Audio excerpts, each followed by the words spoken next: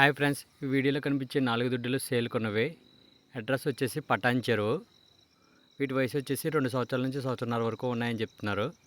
వీటి mother milk వచ్చేసి రోజు 14 నుంచి 16 లీటర్లు వచ్చినాయని చెప్తున్నారు. చూడొచ్చు. వీటి ధర వచ్చేసి 84,000 చెప్తున్నారు. రేట్ అయితే ఫిక్స్ ఏం కాదు, మాట్లాడుకుంటే తగ్గుతుంది.